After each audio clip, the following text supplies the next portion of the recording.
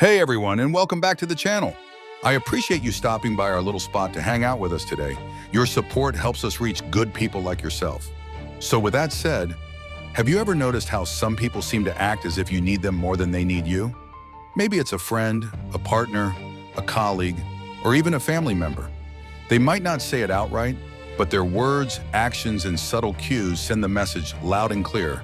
You'd be lost without me. This dynamic can be confusing, draining, and sometimes even damaging to our sense of self-worth. But why does it happen?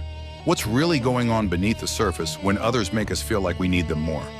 Today, we're diving deep into the psychology and philosophy behind this pattern, and how you can find your balance and reclaim your sense of self. Let's start by looking at some of the most common ways people create this feeling of dependency. Often it starts with small things. Maybe they offer advice you didn't ask for, or they subtly criticize your choices while presenting themselves as the solution. Over time, these interactions can chip away at your confidence and independence. This isn't always malicious. Sometimes people do it unconsciously because of their own insecurities or needs. However, in more toxic situations, these behaviors can become deliberate manipulation tactics. One of the most well-known tactics is gaslighting. This is when someone makes you question your own reality, memories, or feelings. For example, you might express a concern and they immediately dismiss it or twist the facts so you start doubting yourself. The more this happens, the more you start to rely on their version of events and the less you trust your own judgment. This creates a powerful sense of dependency because if you can't trust yourself, who can you trust? Well, the answer in their mind is them. Another common tactic is guilt tripping. Have you ever had someone make you feel bad for setting boundaries or prioritizing your own needs? They might say things like, "After all I've done for you," or "I guess I just care more than you do." These statements aren't about genuine care, they're about making you feel indebted. When you feel guilty, you're more likely to stay in the relationship or situation, even if it's not healthy for you.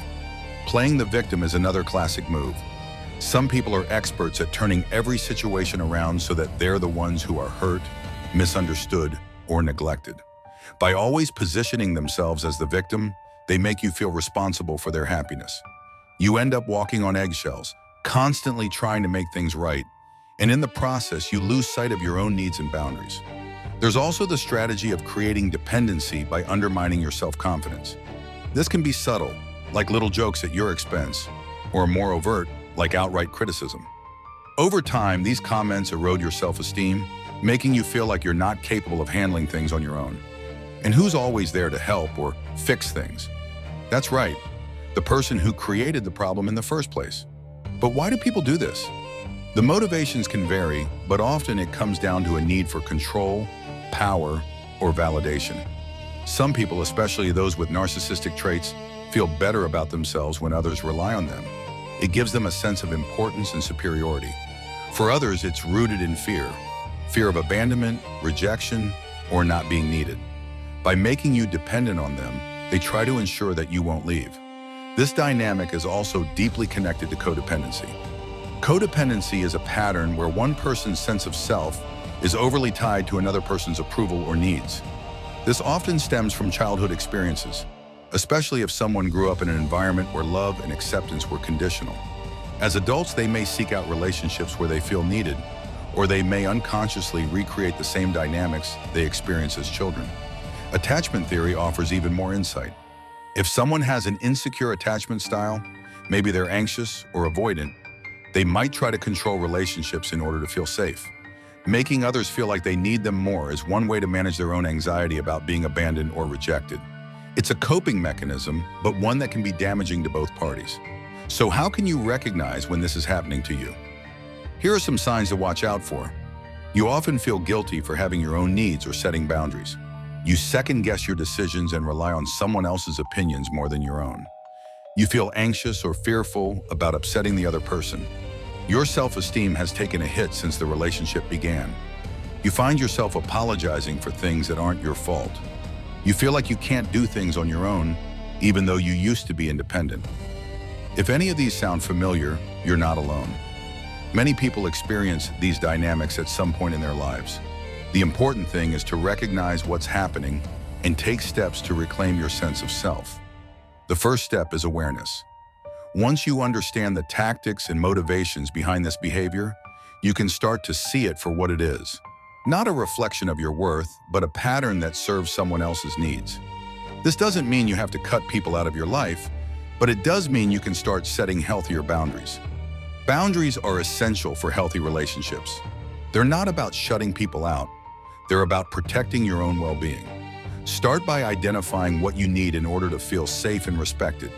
This might mean saying no to certain requests, taking time for yourself, or being honest about how you feel. Remember, your needs are just as important as anyone else's. It can also be helpful to rebuild your self-confidence. Spend time doing things you enjoy, pursue your own interests, and celebrate your accomplishments, no matter how small. The more you trust yourself, the less power others have to make you feel dependent on them. If you're struggling to break free from these patterns, consider seeking support from a therapist or counselor.